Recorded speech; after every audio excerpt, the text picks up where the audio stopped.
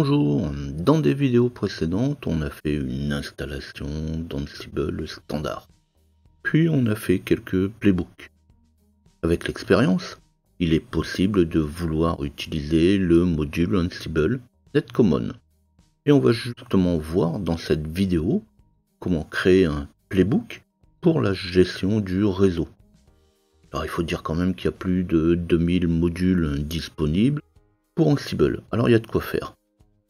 Alors là c'est facile, pour pouvoir installer un module, il suffit de taper la commande Ansible-Galaxy collection install ansible.netcommon.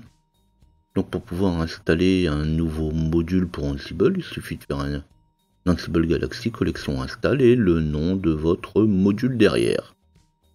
Et là, justement pour ce module en particulier, eh bien ça marche pas trop bien. Il faut souvent installer la version 2.9 d'Ansible, en tout cas pour ce module-là. Mais ça pourra aussi arriver pour d'autres modules.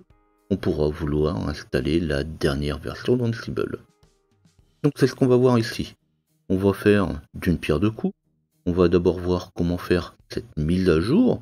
Et on va voir justement comment manipuler les réseaux au passage au travers d'un playbook.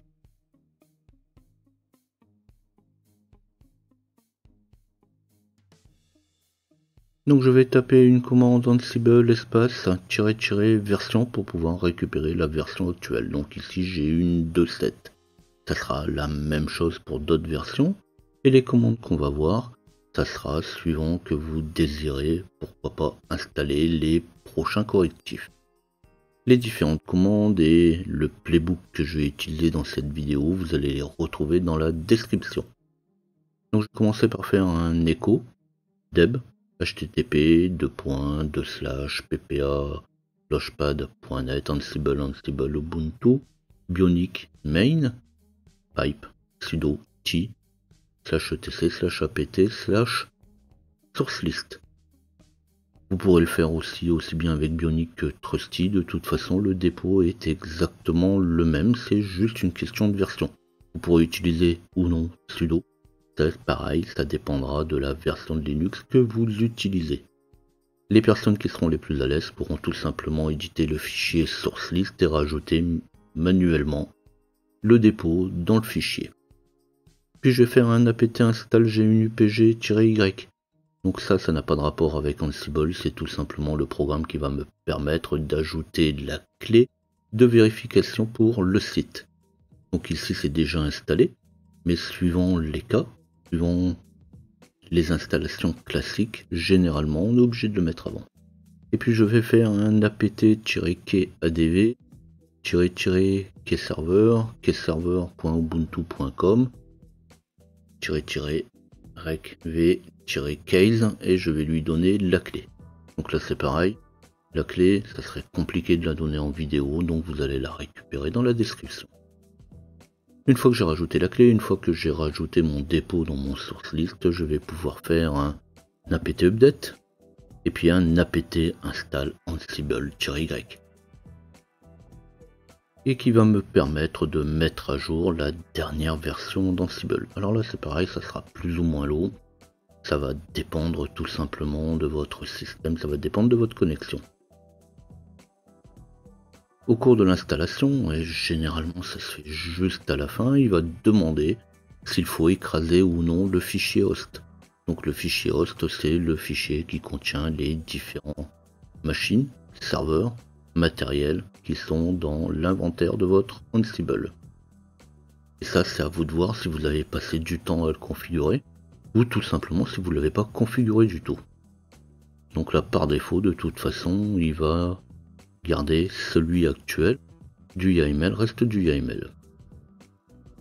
Une fois que l'installation est faite, si je refais un Ansible espace -- version, on va bien voir que cette fois j'ai une 2.9 ou autre chose, ça dépendra de la version du moment.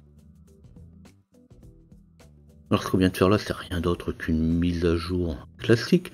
On pense pas toujours à la mise à jour quand on a un souci comme là d'installation de modules. Surtout quand on voit l'erreur qui nous a retourné.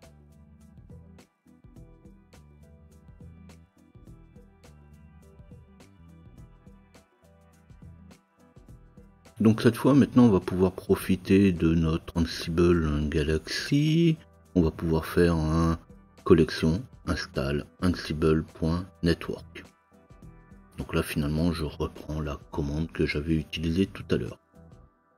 Alors pareil, dans la partie description de la vidéo, j'ai mis quelques liens web avec des exemples pour pouvoir manipuler les adresses. Donc en fait, c'est tout simplement le module d'Ansible. Et là, vous allez voir qu'il y a beaucoup d'opérations qu'on peut faire. Je vais ouvrir un nouveau playbook et je vais lui coller le contenu de mon playbook. Alors ici, mon playbook, je l'appelle de cette manière-là, mais vous pouvez appeler votre playbook de la manière où vous voulez. Donc je reviens pas sur le contenu du playbook, en tout cas sur l'entête. On va retrouver l'autre, on va retrouver quelque chose de très classique. Puis je vais retrouver des variables. Donc là c'est des variables de fonctionnement comme d'habitude. Donc rien de nouveau du côté là. Une première partie où je vais tout simplement fixer mon réseau avec le 192.168.1.0/24. Donc je vais lui dire voilà, ça c'est mon réseau. Et puis on va pouvoir en extraire l'adresse IP. Donc ça on l'a déjà vu, le regex dans une vidéo précédente. Donc pour ce côté là, rien de nouveau. Pareil pour l'extraction du masque. En fait c'est tout simplement une application du regex. Donc ça c'est pareil, on en a déjà parlé. Donc moi ce qui va m'intéresser plus particulièrement ici, c'est la partie netcommon. Donc dans cette ligne netsize, où j'ai un ansible.netcommon.ip-address net, et bien en fait il va extraire le réseau de mon adresse IP, de mon network. Et là on va pouvoir, à partir de ce réseau, donc le 192.168.1.0/24, on va pouvoir en extraire pas mal d'informations.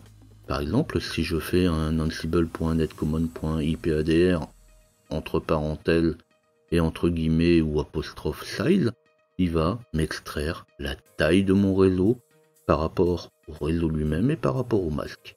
Donc là, il est inutile de faire des opérations savantes. Ce module-là va tout faire pour vous. Et justement, on va tout de suite voir le résultat avec le partie show result. Et là, je vais afficher donc mon réseau. Donc ça, c'est le réseau déjà actuel, l'adresse IP que j'ai extrait. Mais on va retrouver le masque.4. Donc là, c'est pareil, j'en ai déjà parlé dans une vidéo précédente pour obtenir le numéro d'un champ.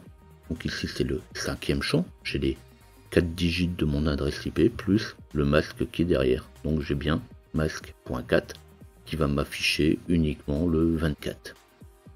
Puis le netsize, donc ça c'est la fonction netcommon qu'on vient juste de voir avant.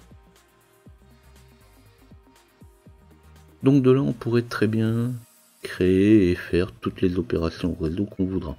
Par exemple là ici je mets un ping all, mais ça pourrait être n'importe quoi. Là je vais pas faire un ping, de toute façon on va plutôt juste afficher, ça sera plus visuel.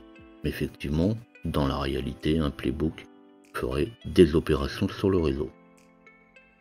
Donc là par exemple, si je réutilise ma fonction ansible.netcommon.ip-adr et je mets entre parenthèses 200, eh bien il va m'afficher la 200e adresse IP de mon réseau pour le network. Le 1, il va m'afficher la première adresse réseau utilisable. Et je pourrais très bien faire le -1, qui lui ne va pas afficher l'adresse IP -1, de toute façon ça servira à rien. Il affiche la dernière adresse IP de mon réseau.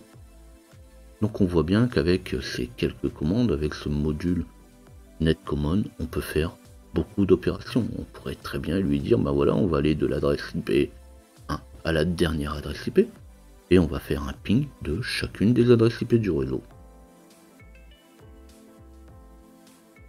Quand on a terminé, quand on aura fait les modifications qu'on voudra, si vous voulez y faire des modifications, on enregistre le playbook et on va le lancer. Alors là on voit, et c'est volontaire, parce que justement pour le rappel, Ansible utilise Python. Eh bien il va nous indiquer que il manque encore une petite chose, il manque le module NetADR de Python. Donc là, j'ai tout simplement l'installer avec un python-m pip install NetADR. Avec le M qui correspond au module, pip qui correspond à l'installeur des modules de Python. Et puis là, cette fois, quand je vais relancer l'exécution, ça va se passer tout seul. Et là, on va bien retrouver toutes les indications de mon playbook avec le réseau, l'adresse IP, le masque, la taille. Donc là, on voit bien les résultats.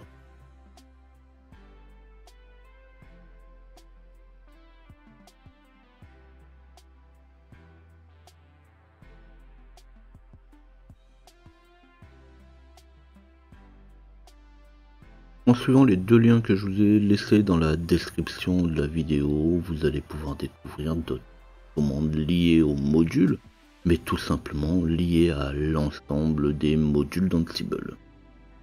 Alors Ansible, plus on le découvre, plus il va vous ouvrir de portes. Alors attention quand même, un playbook reste un playbook, ce n'est pas de la programmation, donc ça reste toujours des opérations simples. Si la vidéo vous a plu, vous n'oublierez pas de liker, ou laissez-moi un tip sur tipeee.com/ljpinfo, abonnez-vous à la chaîne pour retrouver mes prochaines vidéos, tapez ljpinfo dans votre navigateur. Si vous avez des questions, si vous avez des suggestions, si vous avez des besoins, des vœux, n'hésitez pas à les laisser ci-dessous. Et sinon on se dit à bientôt.